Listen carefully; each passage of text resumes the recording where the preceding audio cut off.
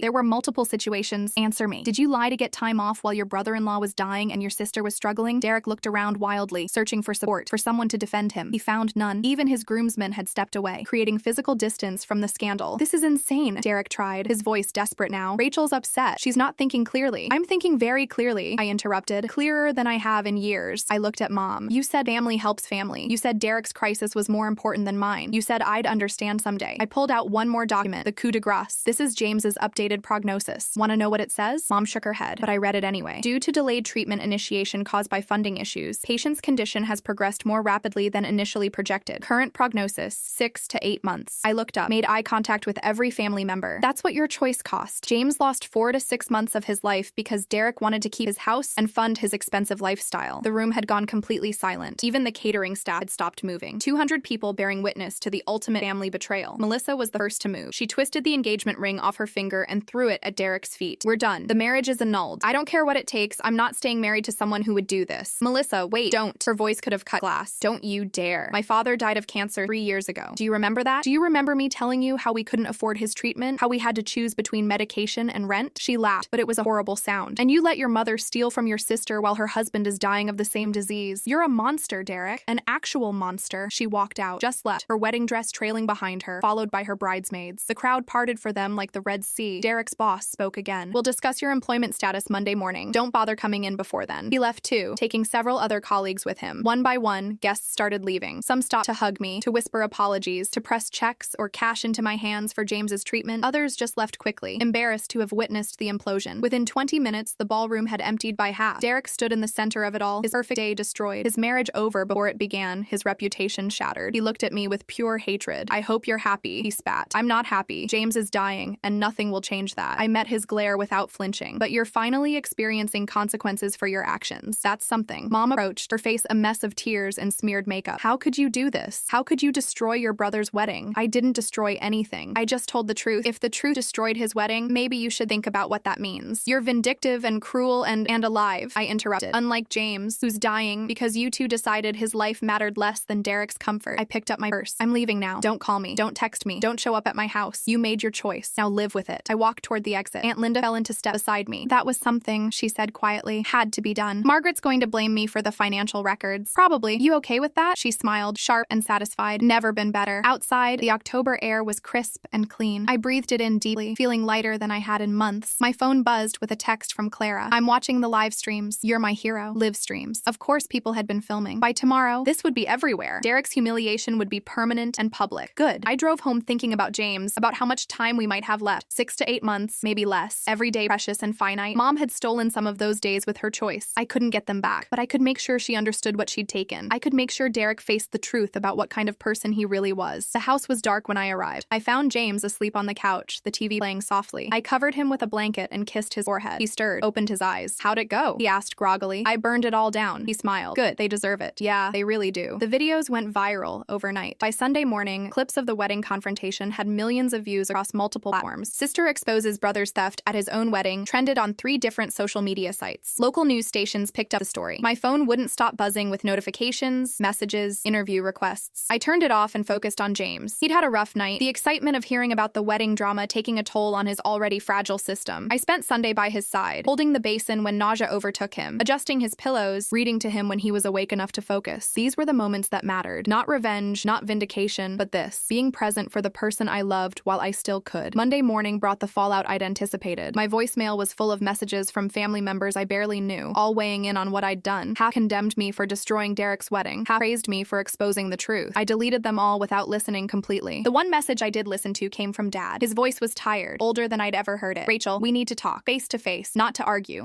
I need to understand something. Please call me back. I almost deleted it too, but something in his tone made me pause. Not entitlement or anger, just exhaustion and confusion. Against my better judgment, I called him back. Can you come to the house? He asked. Just you and me. Your mother's at Linda's. Hasn't come home since the wedding. What about Derek? He's at a hotel. Melissa filed for annulment first thing this morning. His boss put him on unpaid leave pending an investigation into the false family emergency he claimed. Dad sighed heavily. Everything's falling apart, Rachel. I need to understand why you did this. You know why. I know what you said. I need to understand it, please. An hour later, I sat in my childhood living room while Dad made tea with shaking hands. The house felt different, smaller somehow. Or maybe I'd just grown beyond it. He handed me a cup and sat across from me, looking every one of his 60 years. I've been thinking, he started, about what you said at the wedding, about us choosing Derek over you, over James. He wrapped his hands around his own cup. I want to say you're wrong. I want to defend us, but I can't. I said nothing, letting him continue. Your mother and I, we've always known Derek needed more help. He's not as naturally capable as you, not as driven or disciplined. We told ourselves we were just balancing things out, giving him the extra support he needed to succeed. He looked up, met my eyes, but somewhere along the way, that turned into enabling him, and into taking you for granted. Yeah, it did. The money, he said quietly. We didn't know he'd lied about how desperate he was. Margaret truly believed he was about to be homeless. She thought she was preventing a disaster. She prevented one disaster by creating another. James lost months of his life because of her choice, Dad. Months we can't get back. I know. His voice cracked. I've been reading about glioblastoma since Saturday. The survival rates, the treatment options, the importance of early intervention. I understand now what those delays cost. He set down his cup with trembling hands. We killed him, didn't we? As good as. No. The cancer is killing him, but you made it faster. You made his last months harder. You chose Derek's comfort over James's survival. I leaned forward. Do you know what the worst part is? It's not even the money. It's that when I told Mom he had stage 4 brain cancer, when I explicitly said the money was for his treatment, she still chose Derek. His mortgage was more important than James's life. That's what I can't forgive. Dad was crying now, silent tears rolling down his weathered face. I don't know how to fix this. You can't. That's the point. Some things can't be fixed. Are you cutting us off completely? I considered the question carefully. I don't know yet. Right now, I can't look at you or Mom without seeing that choice, without feeling the weight of what you took from me. I stood up. Maybe someday I'll be able to separate who you were before this from who you became after, but not now. Not while I'm watching James die. And Derek? Derek is dead to me. Whatever relationship we had ended the moment he manipulated Mom into stealing for him. I picked up my purse. Tell him to stay away. If he shows up at my house, I'll call the police. Rachel, I mean it, Dad. He made his choices. Now he gets to live with them. I left my childhood home for what I suspected would be the last time. The house where I'd grown up, where I'd learned that love in my family was conditional, where I'd always been second best. I felt nothing as I drove away. No sadness, no relief, just a hollow finality. James was awake when I got home, sitting up in bed with his laptop. He'd been reading the news coverage, watching the videos that had spread across the internet. You're famous, he said with a weak smile, in a scorched earth family destruction kind of way. Is that a bad thing? Are you kidding? It's amazing. He patted the bed beside him. Come here. Let me see the warrior who destroyed her own brother's wedding. I climbed in beside him, careful not to jostle the IV line running to his port. We sat together, scrolling through the comments on various posts. The overwhelming majority supported my actions. Thousands of people shared their own stories of family betrayal, of being taken for granted, of choosing themselves over toxic relatives. Look at this one, James said, pointing to a particularly long comment. My sister stole my college fund to pay for her wedding. I stayed silent for 10 years to keep the peace. Watching this woman stand up for herself gave me the courage to finally confront my family. That's powerful, Rachel. You didn't just expose Derek. You gave other people permission to set boundaries. I just wanted them to feel what they'd done to us. And they do. Trust me, they do. He closed the laptop. No regrets? None. You? Not a single one. He took my hand, his grip weaker than it used to be, but still there. When I'm gone, James, let me finish. When I'm gone, I don't want you to feel guilty about this, about any of it. Your family betrayed you in the worst possible way at the worst possible time. You stood up for yourself, for us, for our relationship. That's not something to regret. I leaned my head on his shoulder, feeling his bones too prominent beneath his skin. I love you. I love you too. Even if you are a viral sensation for destroying a wedding. We laughed together, and for a moment, the weight of everything lifted. Just for a moment. The next few weeks brought more developments. Derek's company fired him after their investigation revealed he'd taken multiple days off under false pretenses over the past year. Melissa's annulment went through, and she gave an interview to a women's magazine about financial abuse and manipulation in relationships. The article went viral, too, further cementing Derek's reputation. Mom moved in with Aunt Linda, unable to face the neighbor's judgment. Dad called me weekly, always the same time, always with the same quiet desperation in his voice. I took some of the calls. Mostly, I didn't. I was busy caring for James, managing his pain, documenting his final months. That was where my energy went. The fundraising page, boosted by the viral attention, eventually raised over $80,000, more than enough to cover James's treatment for the remaining time he had. People who'd never met us sent money, sent prayers, sent messages of support. Complete strangers showed more compassion than my own mother had. James made it to Christmas. Barely. He was lucid enough on Christmas morning to exchange gifts, to eat a few bites of the special breakfast I'd prepared, to tell me he loved me one more time. He slipped into a coma that evening and died 3 days later, with me holding his hand and his parents sitting vigil across the room. My family wasn't there. I hadn't told them he was dying, hadn't given them the chance to show up at the end and pretend they'd cared all along. James's funeral was attended by 200 people. His paramedic colleagues, my nursing friends, his extended family, and dozens of people who'd followed our story online and wanted to pay their respects. Not a single member of my immediate family came. I'd made it clear they weren't welcome, and for once, they respected my boundary. After After the funeral, after the reception at James's parents' house, after all the condolences and casseroles and promises to stay in touch, I went home to our empty townhouse and finally let myself break. I cried for James, for the life we'd never have, for the years stolen by disease and family betrayal. I cried until I was empty, until there was nothing left but a hollow exhaustion. My phone rang. Dad, calling right on schedule. This time I answered. I heard. He said simply, "I'm so sorry, Rachel. He's gone." My voice sounded strange, hollow. He fought so hard and he's just gone. I wish I'd known him better. I wish we'd made different choices. Yeah, me too. Can I come to you? Can I? No. The word came out firmer than I felt. I need to be alone right now. I need to figure out who I am without James, without my family, without any of it. Will you call me when you're ready? Maybe. I don't know. I stared at the empty space beside me where James should have been. You made your choice, Dad. You chose Derek's house over James's life. That doesn't just go away because he's dead now. If anything, it's more permanent. Every day I had left with him mattered, and you took some of those days. I don't know if I can forgive that. I understand. Do you? Do you really understand what you took from me? A long silence. Then quietly, no, I don't think I can, but I'm trying. That's not enough. It was never going to be enough. I hung up and turned off my phone. Outside my window, January snow fell softly, covering the world in white. A clean slate, a fresh start. Tomorrow I would begin figuring out how to live in this new reality. Tomorrow I would start rebuilding a life from the ruins of everything I'd lost. But tonight, I let myself sit in the grief, in the anger, in the profound unfairness of it all. James was gone. My family was gone. Cut away like the cancer that had taken my husband. I was alone, truly alone, for the first time in my adult life. And somehow, despite everything, that felt like exactly what I needed. 6 months after James died, I sold the townhouse. Too many memories, too many ghosts in every room. I found a small apartment closer to the hospital where I worked. Something modern and impersonal that didn't carry the weight of the past. Starting over required shedding the physical spaces that held pain. The grief never disappeared, but it changed shape. Some days I could breathe around it. Other days it consumed everything. Therapy helped. So did throwing myself into work, picking up extra shifts, volunteering for the difficult cases other nurses avoided. Pain management for terminal patients became my specialty. I understood what they were going through in ways I hadn't before James. I could sit with their fear and anger without flinching because I'd lived it. Clara checked on me constantly, sometimes showing up with takeout and wine, refusing to leave until I'd eaten and talked. "You're not allowed to disappear into work completely," she'd say, settling onto my new couch like she owned it. James wouldn't want that. She was right. James had made me promise, in those final lucid moments before the coma, that I wouldn't let grief consume me. "Live," he'd whispered, his hand barely able to squeeze mine. "Really live. Not just survive. Live." I was trying. Some days were easier than others. My family made periodic attempts at reconciliation. Dad called monthly, leaving voicemails I rarely returned. Mom sent cards on my birthday, on holidays, carefully worded messages that apologized without actually taking responsibility. "I hope you're healing. I pray you'll find it in your heart to forgive. Family is forever, Rachel." I threw the cards away unread after the first few. Family was forever, except when it wasn't. Except when they proved that some relationships were more conditional than others. Derek, surprisingly, was the first to attempt a real apology. It came 9 months after the wedding disaster, delivered via a letter to my apartment. I almost threw it away unopened, but curiosity won out. The letter was 6 pages, handwritten, detailing his spiral after the wedding, Melissa leaving, losing his job, depleting his savings, trying to hold on to the house before finally selling it at a loss, moving back in with mom and dad, middle-aged and broken, attending therapy, finally, and beginning to understand the patterns of manipulation and entitlement that had defined his life. "I don't expect forgiveness," he wrote in the closing paragraph. "I don't deserve it, but I need you to know that I understand now what I took from you. Not just the money, time, peace of mind. Your last months with James. I stole precious, irreplaceable things, and I will carry that guilt for the rest of my life. I'm sorry, Rachel, for all of it, for everything." I read the letter 3 times, looking for the manipulation, the angle, the request that would inevitably follow the apology, but it never came. Just remorse, raw and apparently genuine. I filed the letter away without responding. Maybe someday I'd acknowledge it, maybe not. The apology was for him, for his healing process. I didn't owe him the satisfaction of absolution. A year after James died, I took my first real vacation since his diagnosis. 2 weeks in Costa Rica, just me and a guidebook and the ocean. I hiked through rainforests, learned to surf badly, ate fresh fish at beachside restaurants where no one knew my story. I didn't think about family betrayal or viral videos or terminal illness. I just existed, day by day, letting the sun and salt air work their slow magic. On the last night, sitting on the beach watching sunset, I called James's parents. We'd stayed close, bonded by shared grief. They'd never blamed me for the wedding confrontation, had actually praised my courage in standing up to my family. "How are you doing, sweetheart?" James's mother asked, her voice warm across the distance. "Better. Some days are still hard, but better. James would be proud of you. You know that, right? Proud of how you handled everything." I destroyed my brother's wedding and went viral for family drama. Not exactly pride-inducing behavior. You stood up for yourself and for James when everyone else expected you to stay quiet. That takes courage. She paused. "Have you heard from your parents?" "They try. I don't respond much." "Are you planning to? Eventually?" I watched waves crash against the shore, foaming white in the fading light. I don't know. Part of me wants to forgive them, to rebuild something, but I can't separate who they are now from what they did. Every time I think about reconciling, I remember standing in that hospital with James, calculating how many more days of treatment we could afford. I remember the look on his face when I told him we might have to stop the trial, and I remember that all of it was unnecessary. We had the money. My family just decided something else mattered more. That's a reasonable boundary, Rachel. You don't owe them forgiveness just because time has passed. Mom says family is forever. Family is the people who show up when it matters. By that definition, your family ended the day they stole that money. Her voice softened. We're your family now, if you'll have us. James would want us to take care of you. I found myself crying, quiet tears mixing with salt spray. Thank you. Always, sweetheart. Always. When I returned from Costa Rica, I found another letter from Derek. Shorter this time, just 1 page. He'd gotten a new job, something in a completely different field. Sales, entry level, humbling for someone who'd been a marketing director. He was rebuilding slowly. Mom and Dad had stopped enabling him, apparently, cut him off financially, insisted he stand on his own feet for once. It's hard, he wrote, harder than anything I've done, but I'm learning that consequences, even painful ones, can be teachers. You taught me that. I wish I'd learned it before costing you so much. This time, I wrote back 2 sentences. I'm glad you're learning. Don't contact me again. I needed him to know I'd received his apology and rejected it. Acceptance would have been a lie, a false peace that served neither of us. Some bridges, once burned, should stay ashes. 18 months after James died, I started dating again. Nothing serious, just coffee dates and dinners, relearning how to connect with someone new. It felt like betrayal at first, like I was abandoning James's memory, but I could hear his voice in my head, insisting I move forward, demanding I not waste my life mourning his. I met Marcus at a hospital fundraiser. He was a physical therapist, divorced, father of 2 teenagers, kind and steady in ways that reminded me of James, but different enough not to feel like replacement. We took things slowly, both of us carrying our own histories of loss and pain. 3 months in, he asked about my family. We were having dinner at his place, his kids at their mother's for the weekend. I'd been avoiding the topic, but he'd noticed I never mentioned parents or siblings, never had family obligations that competed with our plans. I told him the whole story, the theft, the wedding confrontation, the viral videos, everything. He listened without interrupting, his expression shifting from shock to anger to something like admiration. You actually destroyed your brother's wedding, he said when I finished. Like, stood up in front of everyone and aired all the family secrets? Pretty much, yeah. That's the most badass thing I've ever heard. He laughed, then caught himself. Sorry, I know it was traumatic and painful and not actually about being badass. It's okay. It kind of was badass. I smiled, surprising myself. I spent my whole life being the good daughter, the understanding sister, the one who accepted less because that's how the family dynamic worked. For once, I chose myself, chose James. It felt good, even though everything else was terrible. Do you regret it? Not even a little bit. He reached across the table and took my hand. Good. They sound like terrible people who got exactly what they deserved. It was the validation I hadn't known I needed. Someone outside the situation, hearing the full story, confirming that I'd made the right choice, that standing up for myself wasn't cruel or vindictive, just necessary. 2 years after James died, I received a call from Aunt Linda. Your mother's in the hospital, she said without preamble. Stroke, moderate severity. She's stable, but the doctors say recovery will be long and difficult. I felt nothing at first. No rush of concern, no impulse to drop everything and rush to her side. Just a distant acknowledgement of information. Is Dad with her? Yes. And Derek, actually. He's been helping more lately since your dad's arthritis has gotten worse. Good. She has family then. A pause. Rachel, she's asking for you. I'm sure she is. Are you going to come? I stared out my apartment window at the city below. People rushing through their lives, each carrying their own burdens and broken relationships. I don't think so. She's your mother. She was my mother. Right up until she chose Derek's mortgage over James's life. Then she became someone else. I kept my voice even, not angry, just factual. She made her choice, Linda. I'm living with the consequences of that choice every single day. Now she gets to live with hers. That's harsh. It's honest. There's a difference. Linda sighed. I understand, honey. I really do. I just hate seeing families torn apart like this. Then maybe you should talk to Mom and Derek about that. They're the ones who did the tearing. After we hung up, I sat with the information for a long time. My mother, the woman who'd given birth to me, raised me, was lying in a hospital bed asking for me. The dutiful daughter I used to be would have gone immediately, would have set aside hurt and anger to provide comfort and care. But I wasn't that person anymore. That person had died the day Mom stole $36,000 and refused to see why it mattered. That person had been buried alongside James, mourned, and released. I called Dad instead. He answered on the first ring, his voice strained with exhaustion. Rachel, Linda told me about Mom. How is she? Weak? Scared? Asking for you constantly. I'm not coming, Dad. Silence. Then, quietly, I understand. Do you? Really? Yes. He sighed, a sound that carried 2 years of accumulated regret. You set a boundary. We crossed it in the worst possible way. Now you're maintaining that boundary, even though it's hard, even though she's sick. I understand that, even if I wish things were different. It was the most insight he'd shown since the wedding. Maybe Mom's stroke had clarified things for him. Maybe being forced to confront mortality made him realize what they'd done when they'd dismissed James's. How's Derek handling it? I asked, surprising myself with the question. Better than I expected. He's actually been helpful, staying at the hospital, dealing with doctors, managing her care. It's like he finally grew up. A pause. He asks about you sometimes, wonders if you ever read his letters. I read them. And